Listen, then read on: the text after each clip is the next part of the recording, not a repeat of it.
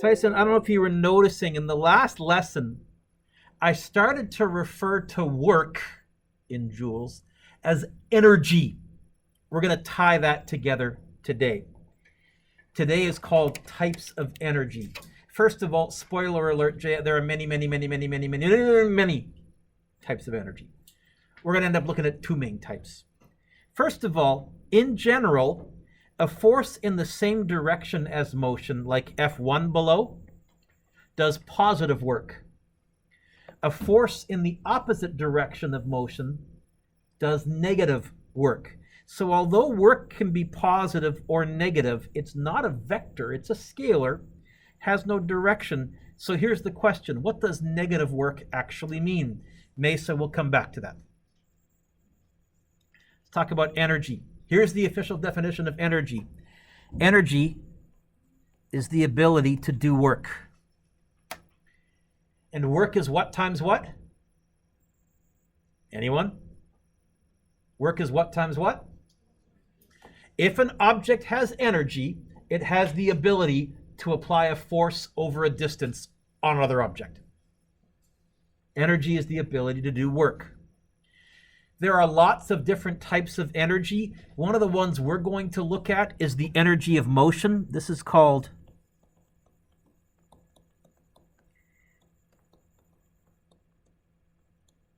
kinetic energy, or my abbrev is going to be capital K, capital E.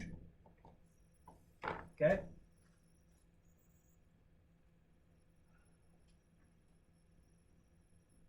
If I threw this bowling ball at Dale's face, when it hit his face, would it apply a force over a distance? So does it have the ability to do work? Does a moving object possess energy? We'll come back to the bowling ball in a bit. Another type of energy, heat. Usually created by friction. So this type of heat, we're not talking about the chemical reaction, combustion, fire heat. We're talking about as Eliana just, this heat when you warm up your hands that way, okay? Gravitational potential energy. This is energy due to an object's height.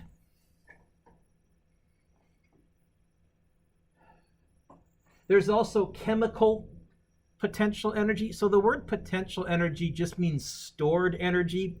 There's lots of ways to store energy. So one way to store energy is just to lift an object up, because when you let it go, when it hits the ground, it will apply a force over a distance. It can do work. Stored energy in many chemicals, gunpowder, or the food that you eat. That's chemical potential energy. Other forms, sound is a form of energy. Elastic energy, when you stretch a rubber band, you apply a force over a distance. When you let it go, it can do work in various ways. Nuclear energy, the energy stored within the nucleus of an atom. The energy from E equals mc squared. Those are all other forms of energy. But in this course, we're going to look at mechanical energy.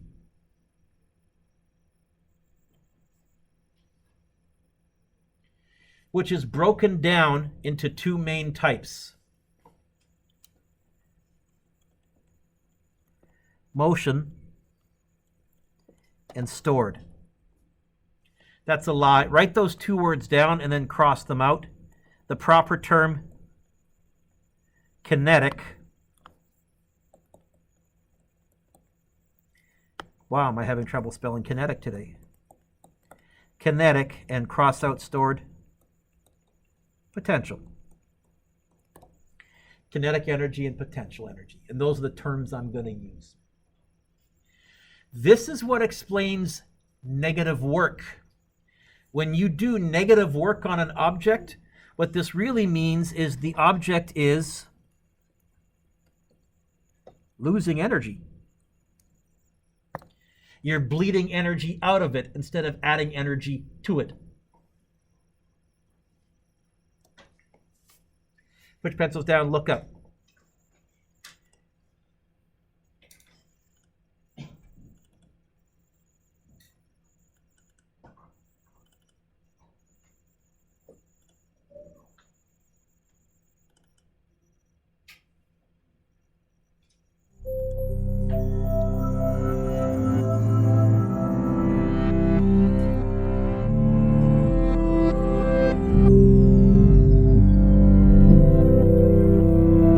So here's a good example of work and energy and power in terms of a grandfather clock, one of those old style wind-up clocks. You know the type I'm talking about?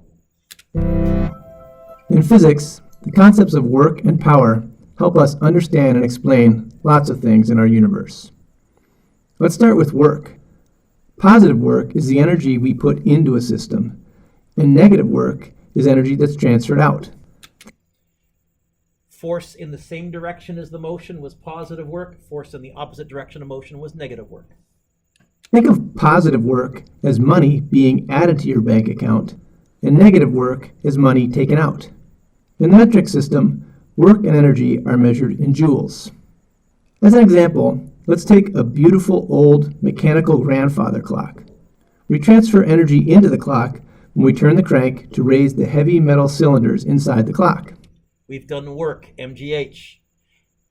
Because we've done work on this, there is now stored energy in the clock in the form of MGH. As those weights drop down, they're going to lose energy.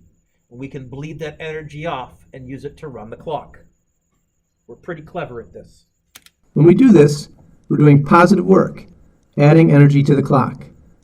And that energy is stored as gravitational potential energy. We can calculate the amount of work done by multiplying the force we apply times the distance over which we apply the force. I know that. To raise the metal cylinders, we need to apply a force equal to their weight.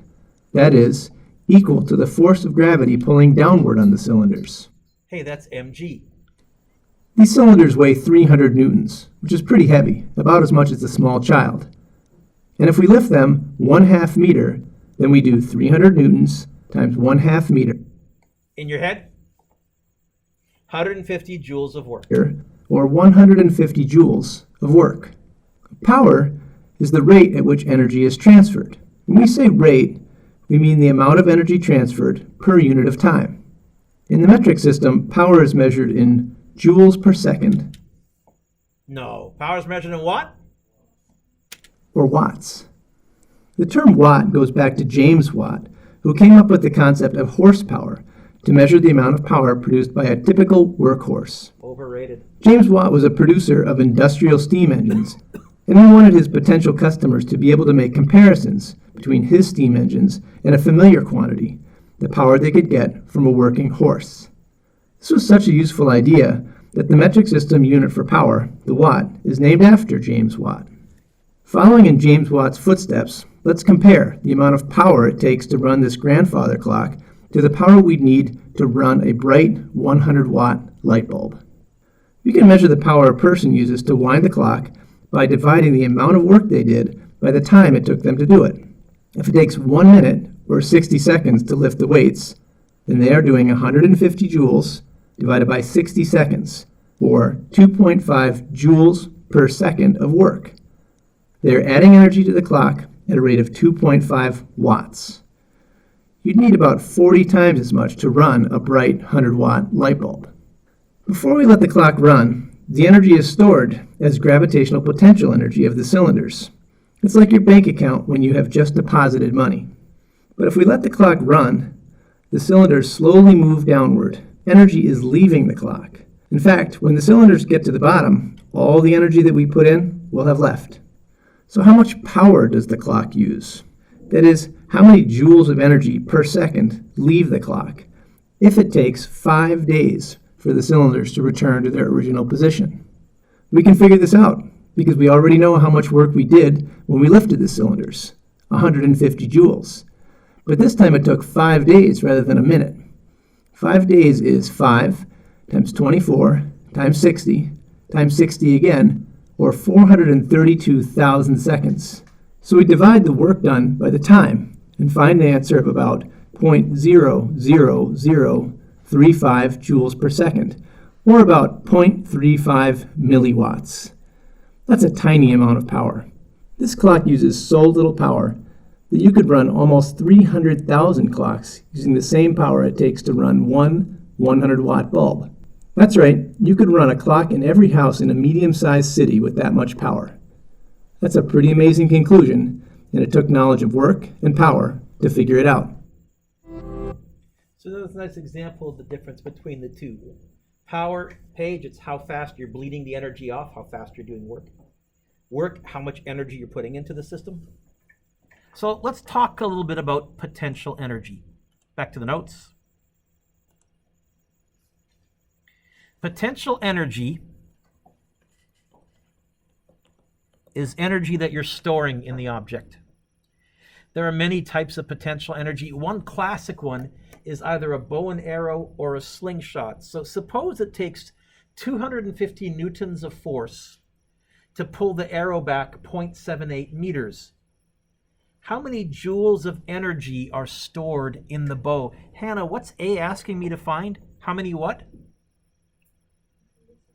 Okay, it's asking me to find joules of energy. Really what I'm going to find is the potential energy is going to be the work that this person did in stretching the bow.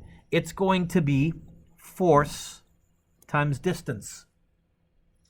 How many newtons of force did this person do in stretching the bow, Hannah? Good. How much distance? How many joules of energy are stored in the bow?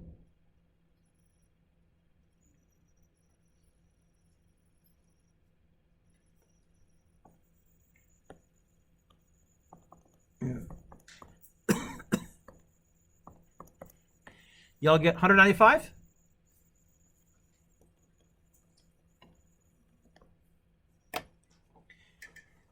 When the string is released, what happens to that energy?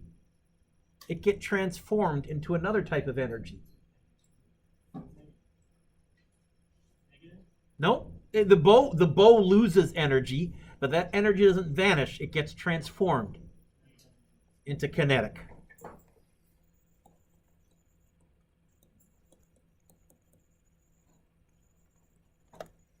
Can I abbreviate kinetic with KE? Okay. Turns into the energy of motion. There's a tiny bit of it that goes into sound, and actually, technically, the bow warms up. We're going to pretend none of that happens. Let's pretend all that 195 joules now got turned into the kinetic energy of the arrow. And believe it or not, if you know the mass of the arrow, you can figure out how fast the arrow is going to leave. Also, how a slingshot works. When you stretch a slingshot out, you're storing energy in the slingshot. When you let it go, all of that stored energy turns into kinetic energy. Put your pencils down, look up.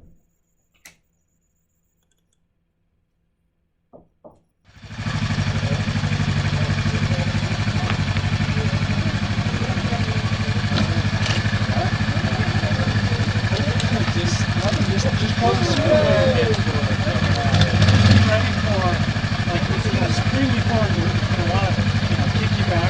But if you're just like a super open, just your body's tense towards this way, like an arrow. Some people do, some people don't. All right, have fun. 1, 2, 3.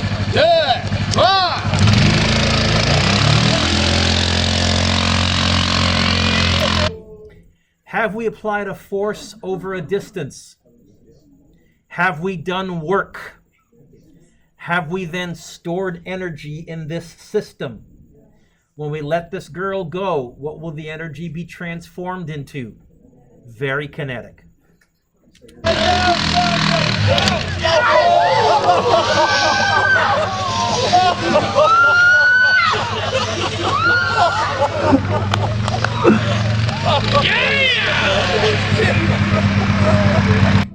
Okay.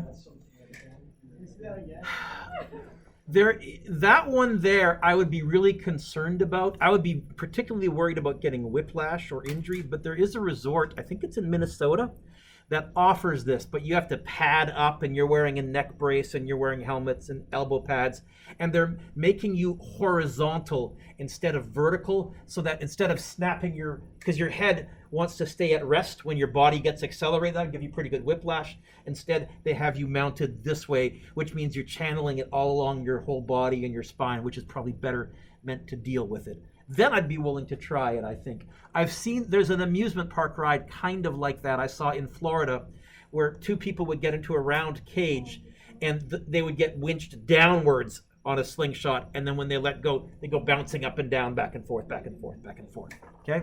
Those are all good examples of work is force times distance, storing energy, and then turning it into kinetic energy. So those are good examples of potential turned into kinetic. Hey, when you stretch a rubber band, turn the page, you're storing potential energy. A battery has stored electric potential energy. So this battery here has stored energy. We would call it electric potential energy. A nucleus has stored nuclear energy, but in this unit, in this course, most of the time, aside from slingshots and bows and arrows, and I like those questions, we're going to look at one specific type of stored energy.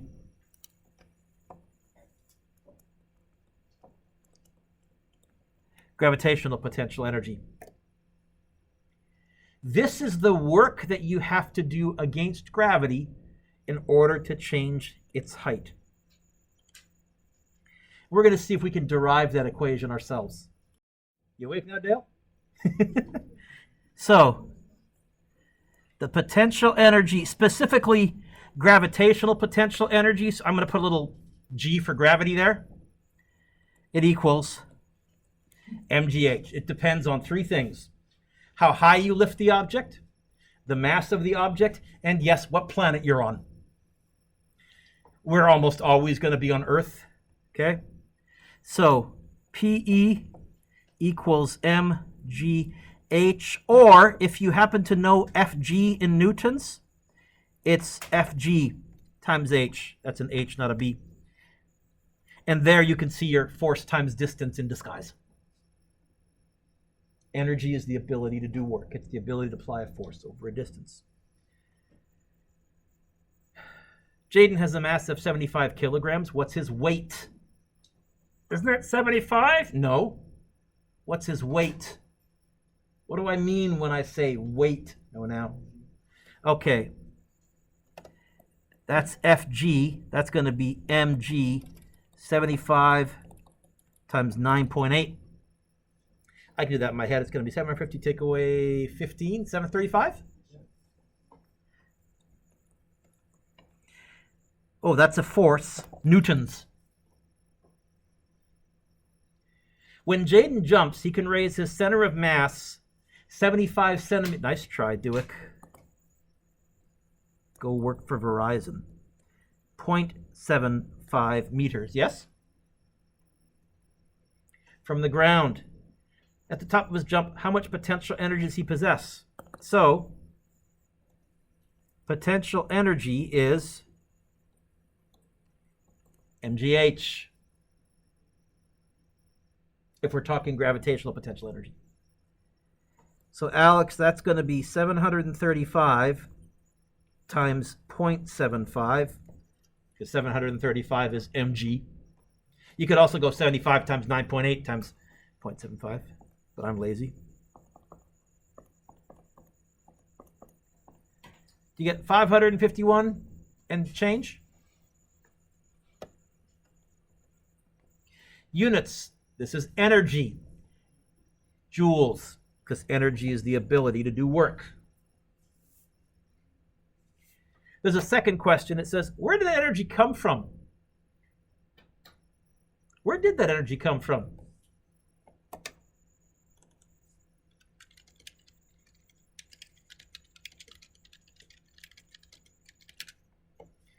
From the food that he ate.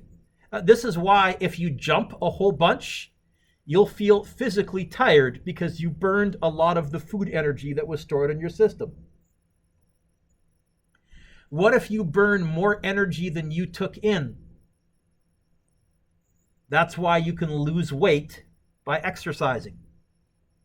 Your body will then go to its reserves.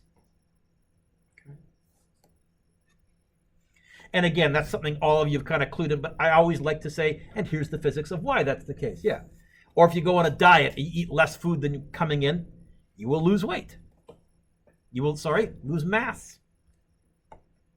How much gravitational potential energy does an object have if it's on the ground? In your head, please. 0.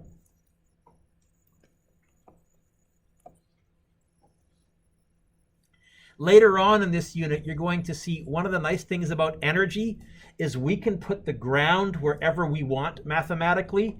And so often we'll put the ground at the top of a roller coaster hill just so that some stuff cancels out and it makes the math easier. We'll say, yeah, I know the ground's down there. Let's put it right here. Just adjust all our heights accordingly. Makes it easier.